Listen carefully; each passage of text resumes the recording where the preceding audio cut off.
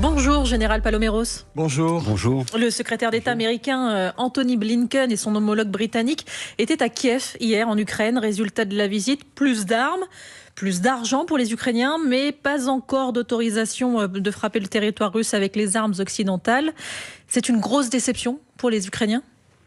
Monsieur Zelensky ne l'a pas exprimé comme ça, mais il a quand même dit que la stratégie, que les espoirs qu'il fondait n'étaient pas encore satisfaits, si je puis dire. C'est un euphémisme. Il faut se souvenir qu'il y a 2 mois, M. Biden, qui était interrogé sur la question, avait déjà dit « c'est à l'étude ». Il a répété ça hier sur les chaînes américaines. À force d'étudier, si vous voulez, il y a un moment donné où le temps va être passé. Le temps de l'utilité de ces armes risque de passer. Alors, ce n'est pas encore le cas, mais il y a une urgence. Justement, qu'on explique bien la demande ukrainienne, c'est à l'aide de missiles longue portée envoyés par les Occidentaux, frapper les bases militaires russes sur le territoire russe. C'est-à-dire, il faut, si vous voulez, quand on choisit une stratégie, il faut se donner les moyens. D'autres doivent, et il se trouve que là, c'est les pays occidentaux qui doivent donner à l'Ukraine les moyens de sa stratégie. L'Ukraine, pour se protéger, chaque jour, elle subit les assauts russes, que ce soit sur le front, mais aussi dans ce qu'on appelle la profondeur, c'est-à-dire les bombardiers, les bombes planantes. Si vous... Dans les territoires. Dans les territoires, bien sûr. C'est vrai sur le front, c'est vrai dans toutes les villes, le système énergétique.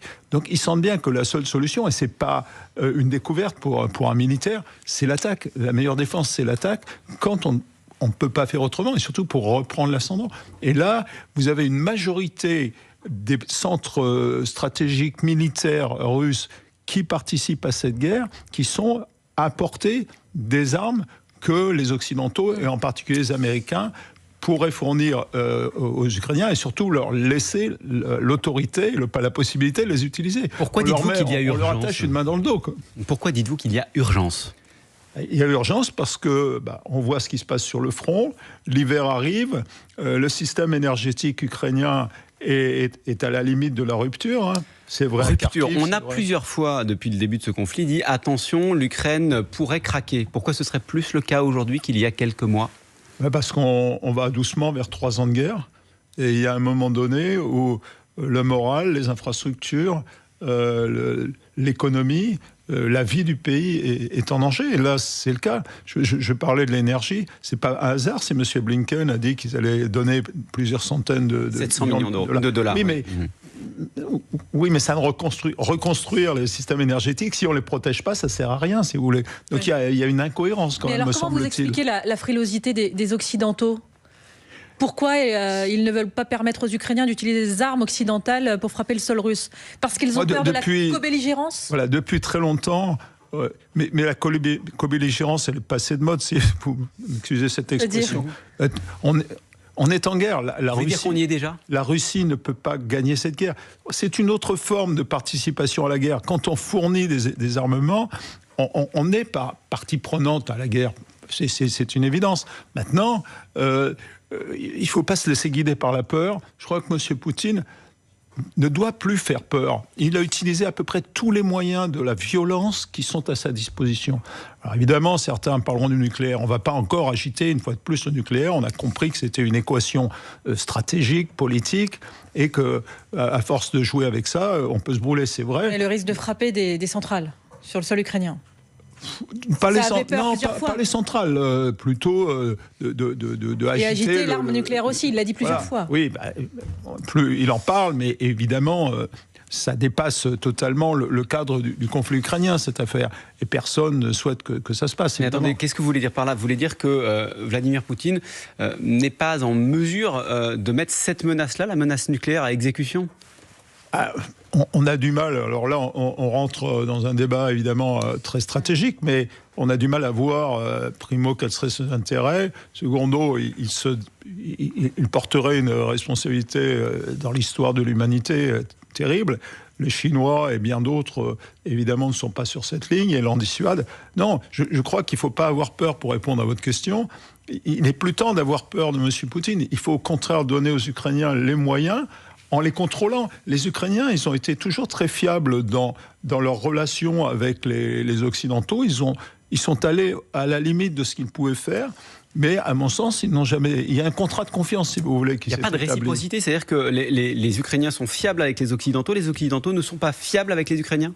Ils sont fiables dans la mesure où ils leur fournissent des équipements militaires, mais on a vu quand même qu'il y a eu des moments de creux. L'arrêt des livraisons américaines, ça a été quand même un moment très douloureux pour les Ukrainiens. Il y en a encore maintenant d'ailleurs, parce que l'Allemagne a prévu de diminuer de moitié son aide à l'Ukraine en 2025. Alors ça, voilà, on commence à se projeter sur le long terme, mais avant le long terme, il y a le court terme malheureusement. Et le court terme, c'est l'hiver. Le court terme, c'est la course contre la montre des élections américaines, la course contre la montre de l'énergie, la course contre la montre de ce qui se passe à Pokrovsk et de ce qui se passe à Kursk. Et le court terme, c'est aussi ce qui se passe aujourd'hui, d'ailleurs, sur le front. En attendant, il y a 6 mois, il y a un mois, le 6 août, les troupes ukrainiennes sont entrées en Russie.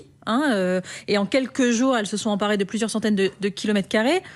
C'est quoi l'objectif d'une telle intrusion? C'est de faire, comme vous le dites, ne pas montrer qu'ils ont peur et qu'ils veulent continuer la guerre pour essayer de la gagner?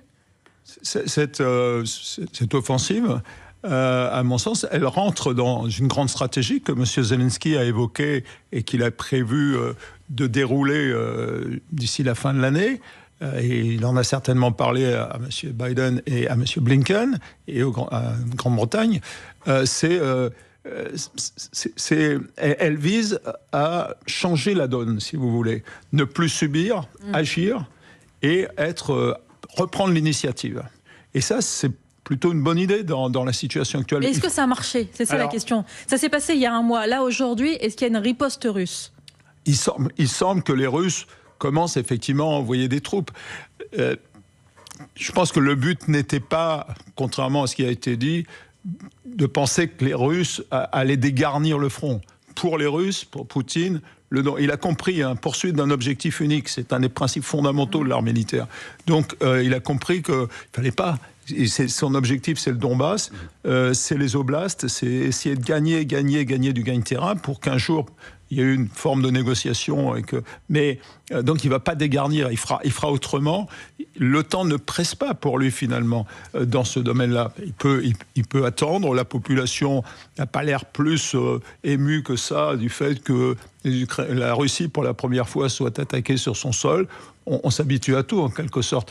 Donc, pour les Ukrainiens, c'est important parce qu'ils reprennent la main et ils remettent la pression et ils protègent aussi le nord de l'Ukraine, en particulier Kharkiv. Donc, ça crée une zone tampon, en quelque sorte. Mais sauf qu'en plus de l'intrusion générale, vous dites les Russes, en fait, ça réagit pas trop, sauf qu'en plus de l'intrusion, il y a aussi des drones qui sont envoyés au-dessus de Moscou, dans la région de Moscou. Une femme est morte cette semaine, des bâtiments résidentiels ont été touchés. Là, ça commence à faire peur du côté des Russes. Je ne sais pas, il faudrait leur demander. C'est certain que porter le feu avec leurs propres moyens de la part des Ukrainiens, c'est tout à fait légitime. C'est tout simplement les règles de légitime défense, telles qu'elles sont inscrites dans la Charte des Nations Unies. Qui pourrait les empêcher? Et je crois que dans l'ensemble, c'est pareil. Ils ont des objectifs qui sont légitimes. Dans une guerre, il y a forcément des imprécisions. Je ne sais pas ce qui s'est passé, mais il faut regarder le problème dans son ensemble. Les Ukrainiens ne sont pas en train d'attaquer massivement la population russe. Ils ne sont pas en train de détruire le système énergétique russe. Ils essayent de frapper des cibles stratégiques. C'était peut-être un centre de renseignement, c'était peut-être un centre de commandement. Là, en l'occurrence, il y a des civils. Enfin, il y a une civile qui a été les civils sont toujours les plus grandes victimes de toute guerre. Je pense que les Ukrainiens ont fait pour le mieux pour éviter justement de frapper des civils. Jusqu'à présent, ils vont frapper le pont de Kerch, ils vont frapper des bases aériennes. Ça, c'est complètement légitime. Je reviens sur cette intrusion sur le sol russe, parce qu'en attendant, les Ukrainiens ont donc un pied en Russie, et ça, c'était jamais arrivé depuis la Seconde Guerre mondiale. Oui, il a fallu qu'ils trouvent effectivement une sorte de voie pour, comme je le disais tout à l'heure, reprendre l'initiative, mettre la pression quand même sur la Russie, et puis essayer peut-être de créer les conditions potentielles d'une négociation. Ça, c'est plus lointain. Mais mettre la pression sur la Russie, pour l'instant, on n'a pas l'impression que ce soit couronné de succès. Une stratégie, ça se juge sur le long terme. Donc, on pourra voir après. En tout cas, ils ont eu l'audace et le courage de le faire. Il fallait quand même l'oser. Et donc, laissons-leur ce bénéfice. C'est sûr que ça pose un vrai problème d'équilibre des moyens que les Ukrainiens peuvent dédier à cette guerre et de ce fameux équilibre. Oui. Alors là, on a vu, il y a un changement d'ailleurs du cabinet, il y a un changement politique. Il y a un changement politique la semaine dernière. Remaniement, oui. Mais si on élargit la focale sur ce qui se passe aujourd'hui sur le front ukrainien avec la Russie, on l'a dit, intrusion dans le territoire russe par les Ukrainiens. On le dit aussi, les Russes très présents dans le Donbass et vraiment, ils ne veulent pas bouger de là et ils ne veulent même pas dépeupler la zone parce que c'est important pour Vladimir Poutine. En parallèle, la semaine dernière, lors d'un forum économique à Vladivostok, Vladimir Poutine s'est dit prêt à négocier la paix, mais à une condition, dit-il, les pourparlers devront se baser sur les documents sur lesquels on s'était entendu et qui avaient été de facto paraphés à Istanbul au printemps 2022. Quelles sont ces conditions quand il dit « je suis OK pour discuter, mais attention aux conditions qu'on a fixées il y a 2 ans » Il n'a pas forcément la même lecture de ces documents que M. Zelensky ou que les Occidentaux. Chacun, ça doit être écrit dans des langues différentes. C'est la traduction. La traduction pose problème, c'est ça. Mais au-delà de ça, je crois que les conditions dans lesquelles M. Poutine négocierait, entre guillemets, c'est assez simple. Les oblasts annexés, tous les oblasts annexés, la Crimée, bien sûr, demeure russe, vu de sa place. Et puis, et surtout, l'Ukraine doit rester neutre. C'est-à-dire interdiction pour l'Ukraine de rejoindre en particulier l'OTAN et vraisemblablement l'Union européenne. Voilà, ça sur le papier. Condition acceptable ? Oui. Non, mais bien sûr que non, c'est pas acceptable. Sinon, la guerre serait terminée depuis longtemps. Non. Mais Poutine, il ne change pas d'avis, il ne changera pas d'avis. C'est aussi, quelque part, on pourrait faire un parallèle d'ailleurs, sa survie qui est en jeu. Jean-Paul Paloméros, ancien chef d'état-major de l'armée de l'air, est avec nous jusqu'à 9h sur France Info. On laisse passer le fil info, il est 8h45, Maureen Suignard. Le travail n'est plus un rempart, alerte la secrétaire générale du Secours populaire sur France Info. 62% des Français disent connaître ou avoir connu une situation de pauvreté. C'est 4 points de plus que l'an dernier selon ce baromètre de l'association.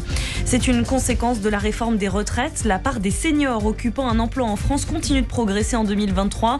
58,4% des personnes âgées de 55 à 64 ans travaillent, mais cela reste bien en deçà de la moyenne de l'Union européenne où quasiment 64% des seniors travaillent. Israël affirme avoir visé des terroristes du Hamas, 18 personnes tuées selon la défense civile de Gaza, qui dénonce, elle, une frappe sur une école où se trouvaient des réfugiés. Parmi les victimes, 6 collaborateurs de l'ONU. Ces violations dramatiques du droit humanitaire international doivent cesser immédiatement, réagit le secrétaire général des Nations Unies. Un carton pour la parade. En 1 heure hier, ce sont 70 000 personnes qui ont réservé leur place pour l'événement samedi. Il y aura des athlètes des Jeux Olympiques et Paralympiques sur l'avenue des Champs-Élysées à Paris. Il y aura ensuite un grand concert gratuit sur la place de l'Étoile. France Info. Le 8-30 France Info, Jérôme Chapuis, Salia Braclia. Et le général Jean-Paul Paloméros, ancien chef d'état-major de l'armée de l'air. On continue de parler de la situation sur le front en Ukraine. Cette fois, les Russes redoublent d'efforts dans le Donbass, dans la région de Donetsk. Il y a une bataille en ce moment autour de la ville de Prokhovsk. C'est une région stratégique ? Il y a des points comme ça qui deviennent stratégiques par l'évolution de la guerre.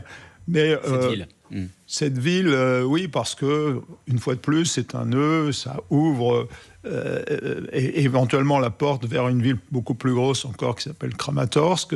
Et ça ancre, si les Russes la prenaient, ça ancrerait évidemment leur présence dans l'oblast de Donetsk. Donc ça rejoint ce qu'on disait tout à l'heure, la tentative de la Russie, de Poutine, d'envahir le maximum de terrain dans ces oblasts qu'il a soi-disant annexés. Avec le risque pour les Ukrainiens de voir cette zone se dépeupler. Ça, c'est déjà Pokrovsk, d'avoir à peu près 45 000 habitants. Il ne doit plus en rester beaucoup. Les Ukrainiens qui ne reviendront plus. Mais ce qui compte pour Poutine, c'est pas ça, c'est la terre. C'est gagner du terrain. C'est du gagne-terrain, de manière à stabiliser tout ça. Et puis, progressivement, comme il l'avait fait en 2014, annexer et russifier en quelque sorte toutes ces régions. Alors Pokrovsk, c'est une difficulté parce que évidemment les Ukrainiens, on le disait tout à l'heure, doivent équilibrer leurs forces. D'un autre côté, les Russes, en avançant trop vite, se mettent à risque aussi de potentielle contre-attaque. Donc, mais peut-être dernier élément, si les Occidentaux donnent le droit aux Ukrainiens d'aller frapper dans la profondeur, ça réduira le risque aussi sur le front. Il faut poser la question aux soldats ukrainiens qui sont sur le front aujourd'hui. Ces bombes planantes qui sont tirées par les bombardiers... On les a entendus ce matin sur France Info. C'est le plus grand risque... tel qu'ils le décrivent en tout cas. Vous le disiez tout à l'heure, Général, le temps presse pour les Ukrainiens, d'autant plus qu'en outre-Atlantique se déroule la campagne présidentielle. Donald Trump, lui, assure qu'il réglerait la question de l'Ukraine en 24 heures. Il a annoncé ça depuis très longtemps. S'il pratique comme ça a été le cas en Afghanistan, évidemment, on en a vu les conséquences. Il peut effectivement... Ça peut durer 24 heures en plus. Non, mais il peut évidemment fermer les robinets. Alors après, il faudra voir avant ou après son investiture. Bon, ça, la question est de savoir en quoi la présidentielle américaine peut changer la donne. Ça serait terrible. Si d'un seul coup les Américains arrêtent, c'est une possibilité, puisque M. Trump n'a pas dit exactement ce qu'il allait faire, puisqu'il connaît M. Poutine. Il n'a pas dit d'ailleurs qu'il soutient l'Ukraine. C'est très, très clair dans le débat. Et il y a des républicains qui lui reprochent. Ça, c'est quand même un élément intéressant. Donc, c'est l'incertitude qui pèse dessus. Et évidemment, c'est une course contre la montre, mais la montre tourne, et... Monsieur Poutine le sait parfaitement.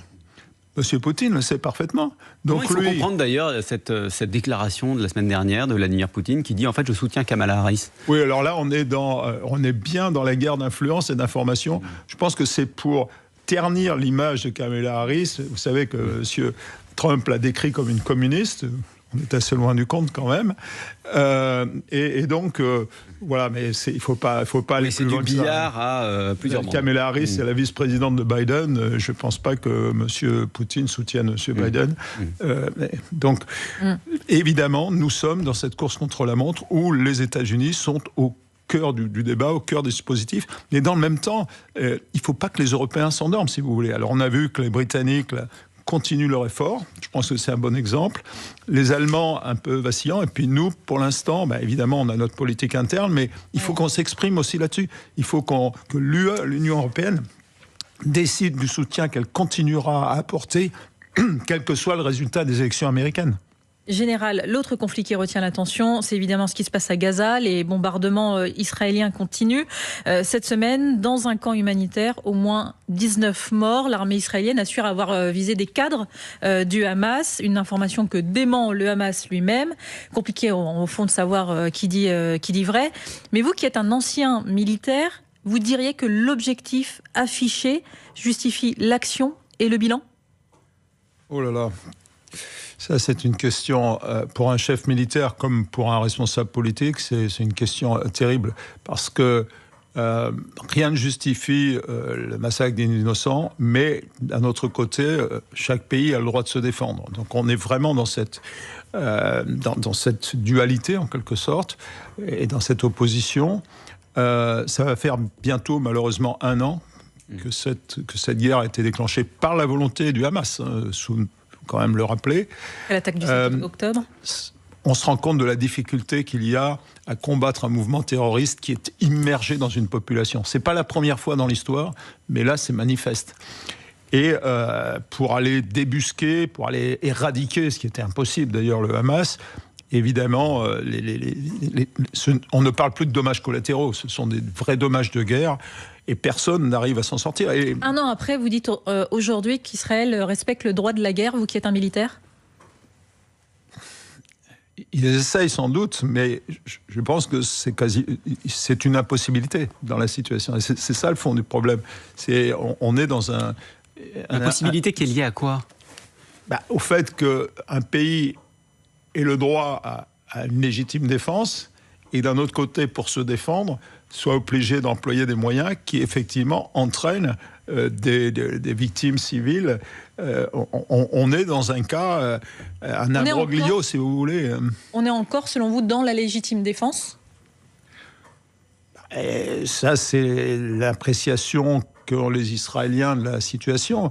On peut les comprendre, ça fait 1 an qu'ils ont subi ce traumatisme, mais d'un autre côté, le prix à payer est tellement cher, des deux côtés d'ailleurs, parce que ça n'arrange pas non plus le sort des otages, on le sait, le temps qui passe est mauvais. Là aussi, on est dans la course contre la montre. Sur les otages. Ouais, est-ce que tout ça, c'est pas une manière aussi de justifier que les combats qui continue d'expliquer aux familles les conditions très difficiles que vous décrivez. Voilà, le corps de 6 otages, les corps de 6 otages ont été retrouvés au début du mois dans le sud de la bande de Gaza. L'armée israélienne dévoile mardi soir des images du tunnel dans lequel elle dit avoir retrouvé ces corps. Tout cela montre bien la complexité de la tâche des militaires aujourd'hui et interroge d'ailleurs sur la capacité d'une armée à mener ce type de mission. Bien sûr. Et c'est vraiment... Je mets à place, si je peux m'exprimer ainsi, des responsables militaires israéliens qui sont devant une équation quasiment impossible. Mais je pense qu'il y a un point central dans tout ça, et ce n'est pas une surprise, c'est vraiment la dimension politique. Et là aussi, la course contre la montre de M. Netanyahou... et aussi l'élection américaine. On a vu les positions qui sont prises aujourd'hui, encore une fois, par M. Trump, qui laissent aucune ambiguïté, à mon sens. Mais je vous écoute, mais on a l'impression donc, que Benjamin Netanyahou met son armée dans une situation impossible. Enfin, voilà, c'est ce qu'on entend de la bouche de du général que vous êtes. En tout cas, si j'essaye de me projeter, Dieu sait si c'est difficile, oui, je crois que c'est des vrais cas de conscience. Pour des chefs militaires, c'est forcément des vrais cas de conscience, et y compris pour les exécutants. Même s'ils savent qu'ils protègent, qu'ils défendent leur pays, il y a un moment donné où la question ne peut pas leur venir à l'esprit, et certainement... Parce que vous vous dites, en fait, sur le terrain, on est en train de nous envoyer bombarder ou combattre des gens dans la bande de Gaza, pour éradiquer le Hamas, sauf que le Hamas est aussi une idéologie, et on n'éradique pas une idéologie. Oui, alors et donc quand on est militaire, c'est un peu le cœur de la question, c'est est-ce que le Hamas, tel le Sphinx, n'est pas en train de renaître de ses cendres en permanence ? Est-ce que, effectivement, cette manière d'approcher... Mais la question, elle est plus politique que militaire. Le politique doit l'emporter, évidemment, dans notre démocratie sur le militaire, doit être le guide du militaire. Et là, en l'occurrence, le politique... on voit à peu près quelle est la situation aujourd'hui en Israël, et on voit qu'elle ne se débloquera que s'il y a une évolution politique. C'est pas moi qui le dis, il y a qu'à regarder les gens qui descendent dans la rue, et puis les proches ou les plus ou moins proches du pouvoir qui sont en train quand même de s'en écarter. La difficulté, c'est la politique aussi qui se mêle en Cisjordanie, l'autre territoire palestinien en pleine guerre. L'année 2023 a été marquée par un record pour l'avancée des colonies israéliennes en Cisjordanie. On le rappelle, colonie illégale au regard du droit international. C'est 2 guerres qui sont menées en même temps à Gaza et en Cisjordanie. Oui, mais elles sont menées par le même pouvoir politique. On a vu les équilibres de politique en Israël évoluer au fil du temps. C'est l'extrême droite qui dirige voilà. Monsieur Netanyahou, je ne suis pas là pour faire de la politique, mais c'est quand même la mère de tous les problèmes ou de toutes les solutions. Donc, voilà. Et pour revenir sur Gaza, mais aussi quelque part sur Cisjordanie, il est évident que Monsieur Netanyahou, à mon sens, ne fera pas le cadeau d'un cessez-le-feu aux démocrates avant l'élection américaine. En plus de Gaza et de la Cisjordanie, les affrontements sont quotidiens entre le Hezbollah libanais et Israël. Des bombardements israéliens sur des sites militaires de recherche scientifique en Syrie ont fait 18 morts en tout début de semaine. Est-ce que l'extension du conflit est toujours possible ? Il me semble qu'il y a une certaine... Bien sûr qu'il y a des actions qui sont menées... pour différentes raisons. La guerre, on a fini par oublier avec ces différents conflits que finalement la guerre contre l'État islamique n'était pas terminée. C'est pour ça qu'il y a toujours des forces, y compris d'ailleurs françaises, qui sont positionnées dans la région. Donc on n'a pas éliminé Bachar al-Assad, on n'a pas forcément éliminé toutes ses capacités, et puis il a été soutenu évidemment par la Russie. Donc on voyait déjà ingérence de la Russie dans cette région, c'était pas non plus la première fois, et donc... on ne peut pas oublier cette guerre-là, qui est permanente, et qui vient, quelque part, interférer avec l'ensemble, je dirais, de ce qui se passe au Moyen-Orient. Donc, la vraie question, c'est comment les États-Unis, après leurs élections, vont définir leur position vis-à-vis de l'ensemble du Moyen-Orient. Et on voit bien que c'est une sorte de puzzle et que les pièces sont en permanence interactives. Mais la bonne nouvelle à ce stade, en tout cas, c'est que l'Iran, par rapport à ce qu'il avait prévu, n'a pas attaqué massivement Israël. Donc il y a une sorte d'équilibre de la terreur qui est en place. Donc on peut miser là-dessus pour l'instant, mais ça reste à un très haut niveau quand même de violence. Et on comprend à quel point la date du 5 novembre, l'élection présidentielle américaine, peut constituer un point de bascule. Merci beaucoup, Général Jean-Paul Paloméros, ancien chef d'état-major de l'armée de l'air. Vous étiez l'invité du 8h30 France Info.